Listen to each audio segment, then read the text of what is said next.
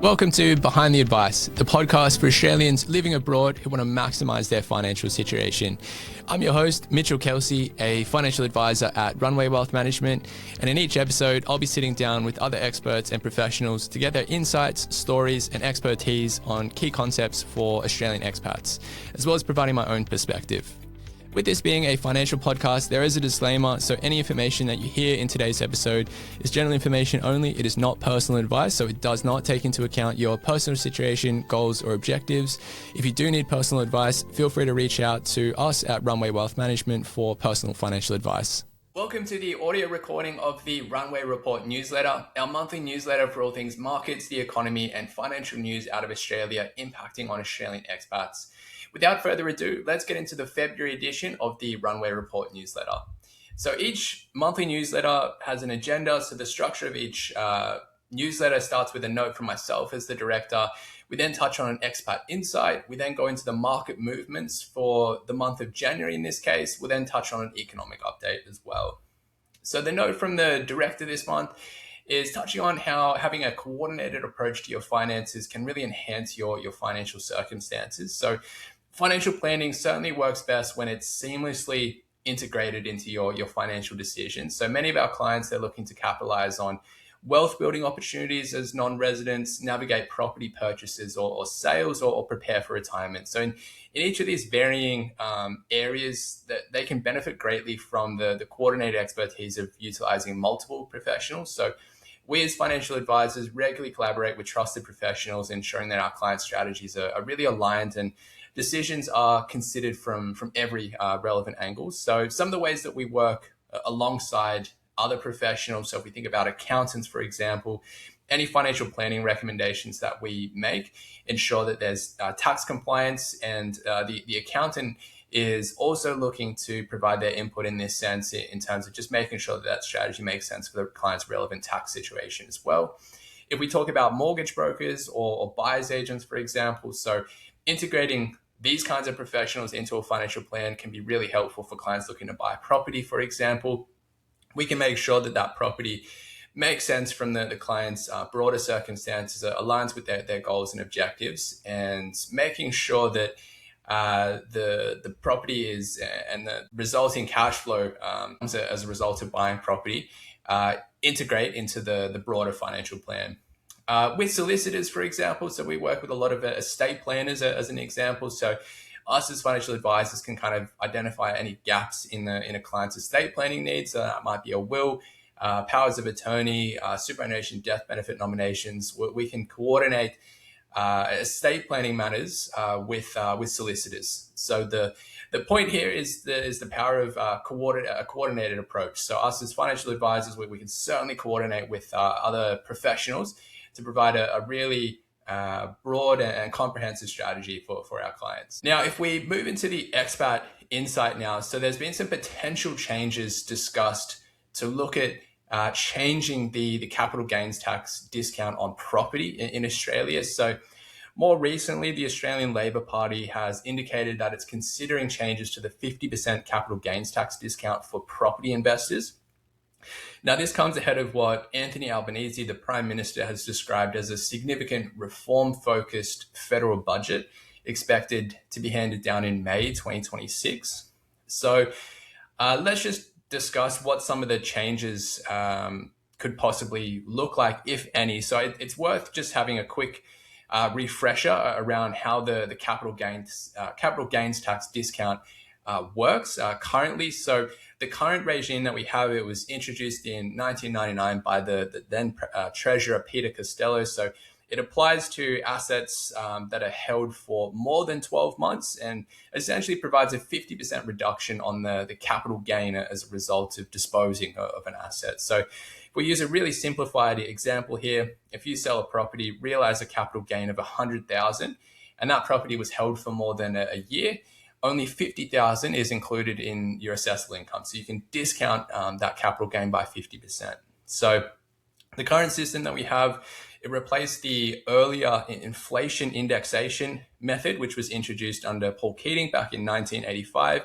Under that method, it essentially adjusted gains for inflation over the life of the asset. It was a much more I guess, less generous but much more complex method for discounting the capital gain.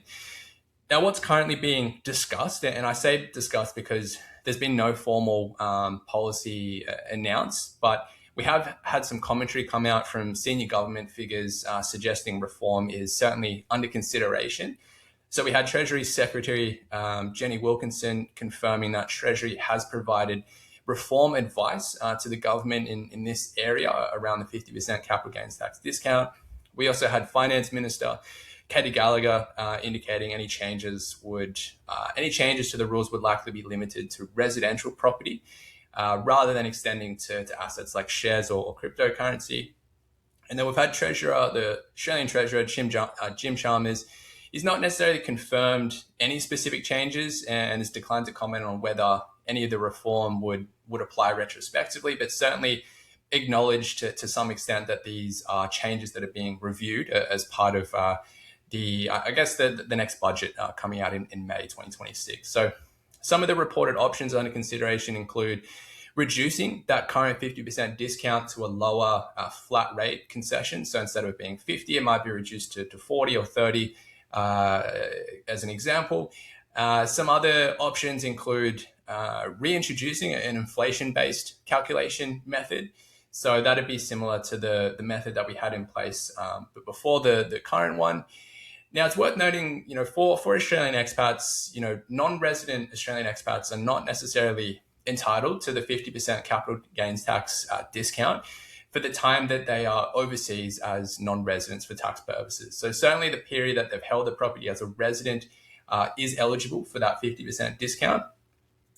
Any resulting changes in the 50% capital gains tax discount will still have a material impact on Australian expats that are holding property and ultimately looking to dispose it in the future.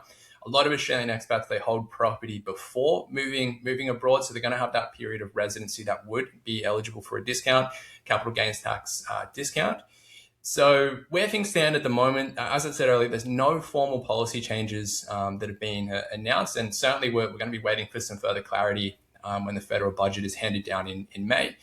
But certainly, as always, we'll be at the forefront of this. We'll continue to monitor any developments in this space and what they may mean for our clients' personal strategies and long-term financial planning. Let's move into the market update now. So looking at the Australian stock market to begin with. So this is just looking at January. Australian shares delivered some solid gains in January, driven mostly by strength in the resources sector. So we saw both the energy and resources sectors surging about 10% in the month of January. This is really supported by rising gold, metal, and oil prices. We also had healthcare and consumer staples also recorded strong positive returns in January. However, these gains were partially offset by some really sharp declines that we saw, particularly in the information technology sector of the Aussie market, but also the real estate sector as well. Despite these positive momentum in parts of the market, the Australian stock market, it still continues to face some mild headwinds as a result of some hotter than expected inflation that we saw come out in December. We've had persistently low unemployment. And as a result, the Reserve Bank here in Australia is in no position to look at cutting rates anytime soon. And we've kind of shifted into I don't want to say a hiking cycle, but certainly we lifted interest rates earlier in February. So there is further expectations for potentially 1 to 2 more interest rate hikes here in Australia. Now, as expectations for additional rate hikes increase, we usually see sectors of the market that are a little bit more sensitive to interest rates come under pressure. So that's certainly what we've seen in the technology space and certainly the consumer discretionary part of the market as well. Even so, the strength in resources more recently has provided an important offset to broader markets. Certainly, we've seen BHP as an example. It actually overtook CBA to become the largest company on the ASX by market capitalization. So this is the total value of shares on issue. More recently, though, we did see Commonwealth Bank come out with its earnings results, and the stock price was up about 18%. So it did retake the number one spot, but nevertheless, we're seeing a clear sign there in terms of a rotation into those businesses that have more hard assets, tangible assets, such as the resources sector. As we move into global stock markets now, so global share markets have began the year on a really strong footing in January, supported mostly by growing optimism around artificial intelligence and expectations for healthy corporate earnings in the US in particular. So if we touch on the US to start with, market performance through January was mixed. If we touch on some of the earnings results from some of the largest stocks in the US stock market, we saw Meta platforms reporting really strong earnings and issued really positive guidance as well. So that really boosted the communications services sector and reinforcing confidence in AI-powered advertising growth. On the flip side, we saw Microsoft, their share price declined in January after results highlighted near-term pressure on profit margins due to this heavy investment that they're expanding in AI infrastructure. So certainly, while AI presents some really compelling long-term opportunities, investors remain focused on how quickly companies can convert this significant AI spending or capital expenditure into sustainable profits. If we look now to Europe, and we can see here in the chart, the Euro Stocks 50 index, it was up 2.62% in January. That was due to business surveys pointing to solid economic growth ahead and certainly some inflation. Inflation is remaining steady at around that 2% mark. So that's providing a really supportive backdrop for equity markets in the Eurozone. You can see the UK market has done quite well during January as well, is up 2.94%. Shifting to China and Hong Kong. So Chinese shares delivered particularly strong returns in January. So that was held by relatively low valuations compared to other major markets. The Hang Seng in particular was January's standout performer. So that rose 6.85% in the month. So for now, it seems investor concerns around weak retail spending and challenges in China's residential property market appear to have eased somewhat more recently. If we look at Japan's share market also rose in January, was up 5.93%, despite the Bank of Japan, the BOJ, raising interest rates in December. And it's worth noting there's some really positive share market gains here in international markets, but certainly for Australian investors, while we're having global shares posting solid returns, we've seen a really quick rise in the Aussie dollar. So you can see here in the chart, the Aussie against the US dollar is up about 4.3% in January alone, which is a huge move. And we've seen similar moves in the Aussie against other major currencies as well, such as the pound, such as the euro.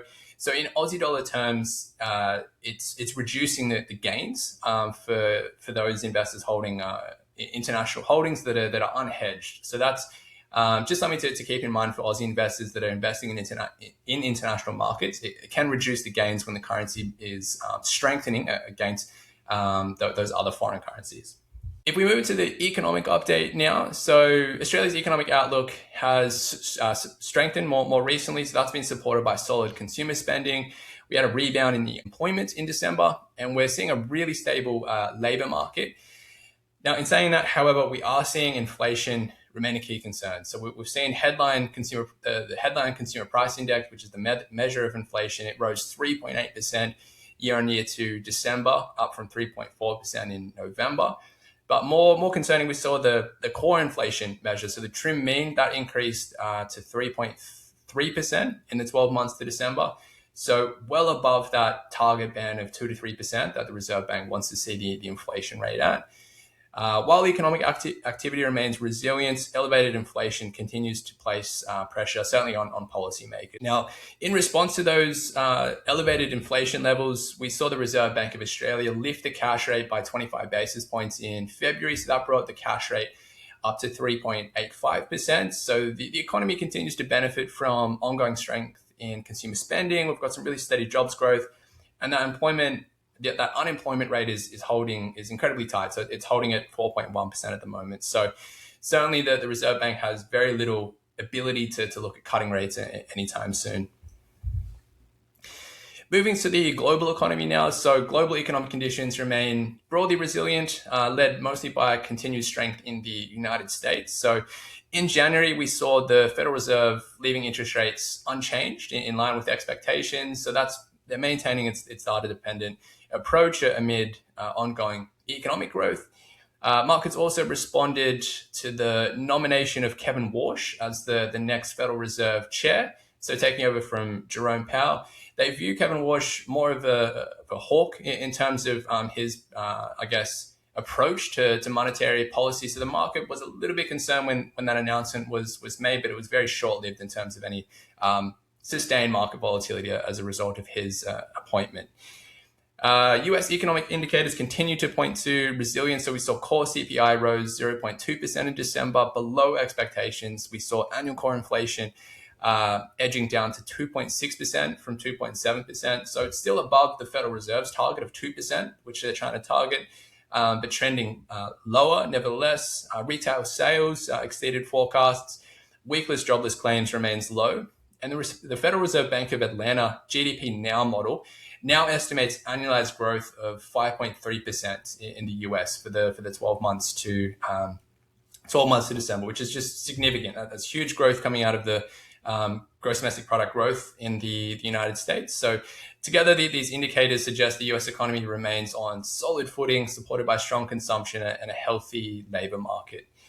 One emerging theme out of the United States was the Federal Reserve's Beige Book, is that there's an increasing number of businesses, they're starting to pass on tariff-related cost increases and passing those on to consumers. So while this could place some upward pressure on inflation, the overall global outlook remains still quite constructive for now, and that's really underpinned by that solid US growth, moderating core inflation, and stable employment conditions. That's all for this month's edition of the Runway Report for February. We look forward to bringing you further editions in the future. Thanks for tuning in. Thanks for tuning in to today's episode. If you want to learn more about Runway Wealth Management and how we help Australian expats, feel free to jump onto our website, runwaywealth.com, and we're also on all the social media platforms.